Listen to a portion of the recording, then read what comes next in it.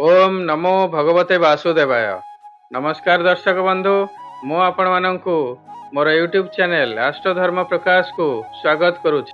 आमे जानिछे आसंता मे 14 तारिख दिन बृहस्पति राति 10:33 रे वृष राशि रु मिथुन राशि को चलन करुछंती। बृहस्पतिंकर ए राशि परिवर्तन अन्य राशि मानक उपरे कोन प्रभाव पकाइबो आसंतु से विषय रे आलोचना करिबा। आज आमे एही वीडियो रे धनु, मकर, कुंभ एवं मीन यही चारोटी राशिर व्यक्तिविशेषकर जीवन जीविका उपरे कौन प्रभाव पकाइबो से विषय आलोचना करिबा।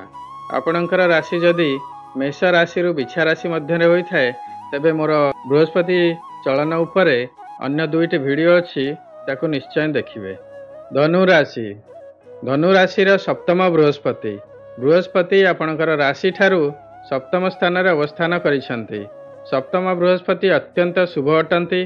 धनधान्य प्राप्ति, कर्मसिद्धि एवं अत्यंत लाभदायक अटंती। बृहस्पति आपणकर सप्तम स्थान बा विवाह स्थान रे अवस्थान करुथिबारु आपणकर वैवाहिक जीवन अत्यंत सुखमय हेबो। यदि विवाह होई पारु नथाय तेबे विवाह हेबार जोग रहुछि। बृहस्पतिंकर जेहेतु आपणकर राशि उपरे सप्तम दृष्टि रहउछि, तेणु आपणकर स्वास्थ्य भल रहिबो एवं मन मध्य प्रफुल्ल रहिबो। बृहस्पतिंकर चतुर्थ दृष्टि आपणकर कर्म घर को, पंचम दृष्टि आय एवं लाभ स्थान को एवं अष्टम दृष्टि आपणकर धन स्थान को थिबारु आपणकर कर्म क्षेत्र रे प्रमोशन, इंक्रीमेंट एवं सम्मान प्राप्ति हेबो। जदि वाणिज्य व्यवसाय करुथांती तेबे आय रे वृद्धि हेबो, लाभ हेबो एवं धन प्राप्ति हेबो। आपणकर भातृस्थान को बृहस्पतिंकर नवम दृष्टि थिबारु घरे भाई भौणी मानक सहित आपणकर संपर्क रे मधुरता आसीबो एवं पड़ोसी सहित मध्य संपर्क भल हेबो। यह हेउछि बृहस्पतिंकर प्रभाव धनु राशि रो व्यक्ति विशेषक उपरे। मकर राशि षष्ठ बृहस्पति आपणकर षष्ठ स्थान रे अवस्थान करुछंती। षष्ठस्थ बृहस्पति शुभ फल प्रदान करंती नाही, मात्र चलन समय को आपणकर चंद्र शुभ थिबारु शुभ फल प्राप्त हेबे। षष्ठस्थ बृहस्पति शरीर पीड़ा एवं दुख कष्ट दियंती। बृहस्पतिंकर चतुर्थ दृष्टि आपणकर भाग्य स्थान को अछि, पंचम दृष्टि कर्म स्थान को एवं नवम दृष्टि धन स्थान को थिबारु आपण निष्ठार सहित कार्य करंतु, धन प्राप्ति हेबो एवं भाग्य उज्जवल हेबो। बृहस्पतिंकर सप्तम दृष्टि व्यय स्थान को थिबारु आपणकर धन उपार्जन करिवा सहित धन संचय मध्य करिवे। खर्च उपरे मध्य कंट्रोल रहिबो। यह थिला बृहस्पतिंकर मकर राशि उपरे प्रभाव। मात्र यार मात्रा केते रहिबो ताहा डिपेंड करिबो आपणकर जातक रे बृहस्पतिंकर स्थिति कोन अछि एवं वर्तमान आपणकर कोन महादशा चलीछि बा कोन अंतर्दशा चलीछि एवं वर्तमान गोचर रे आपणकर अन्य ग्रह मानकर स्थिति अछि, पर्टिकुलरली शनिकर, मंगल, राहु, केतु एवं शुक्रंकर स्थिति कोन अछि आ उपरे डिपेंड करिवो। कुंभ राशि पंचम बृहस्पति शुभ फल प्रदान करंती। पंचमस्थ बृहस्पति धन प्राप्ति एवं संतान सुख दियंती। पंचम स्थान संतान एवं विद्यार स्थान होइथिबारु आपणकर संतान मानकर उन्नति हेबो। जदि आपण संतान प्राप्ति पई इच्छा करुथांती तेबे संतान प्राप्तिर जोग अछि। जदि विद्यार्थी होइथांती उत्तम विद्या प्राप्ति हेबो। एही समय रे जदि किछि एंट्रांस एग्जामिनेशन, टेस्ट बा कॉम्पिटिटिव एग्जामिनेशन थाए तेबे निश्चय आपण सफलता प्राप्ति करिवे। बृहस्पतिंकर पंचम दृष्टि आपणक भाग्य स्थान को, सप्तम दृष्टि आय एवं लाभ स्थान को थिबारु आपणकर आय रे उन्नति हेबो। जदि वाणिज्य व्यवसाय रे आपण थांती तेबे व्यवसाय रे लाभ हेबो एवं सौभाग्य प्राप्ति हेबे।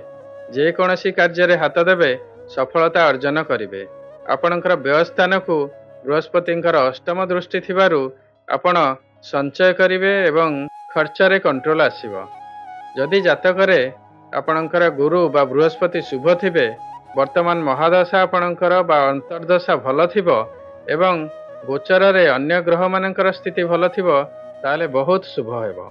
मीन राशि चतुर्थ बृहस्पति शुभ फल प्रदान करंती नाही। चतुर्थ बृहस्पति साधारणतः शरीर पीड़ा दियंती एवं गृह नाश बा जमी नाश करंती। मात्र चलन समय मीन राशि चंद्र शुभ थिबारु ଏହି ଚଳନ ଆପଣଙ୍କ ପାଇଁ ଶୁଭ ହେବ। ବୃହସ୍ପତିଙ୍କର ଚତୁର୍ଥ ଦୃଷ୍ଟି ଆପଣଙ୍କର ବିବାହ ସ୍ଥାନକୁ ଥିବାରୁ ଆପଣଙ୍କର ବୈବାହିକ ଜୀବନ ଭଲ ରହିବ।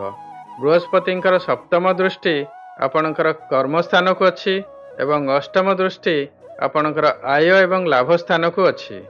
ତେଣୁ ଆପଣ କର୍ମକ୍ଷେତ୍ରରେ ଉନ୍ନତି କରିବେ। ନିଷ୍ଠାର ସହିତ କର୍ମ କରନ୍ତୁ, ନିଶ୍ଚୟ ଆପଣଙ୍କର ଆୟରେ ବୃଦ୍ଧି ହେବ ଏବଂ ଯଦି ବ୍ୟବସାୟ ବାଣିଜ୍ୟ କରୁଥାନ୍ତି ତେବେ ଲାଭ ନିଶ୍ଚୟ ହେବ।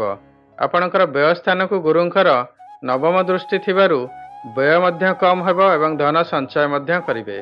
ଏହା ହେଉଛି ବୃହସ୍ପତିଙ୍କର ଗୋଚରସ୍ଥ ଫଳ।